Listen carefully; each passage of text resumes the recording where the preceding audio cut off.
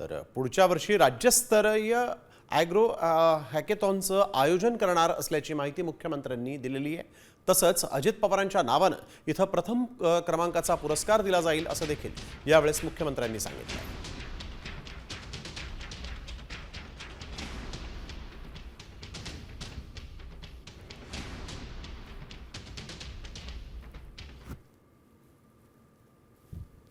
Pune agree hackathon या उपक्रमामध्ये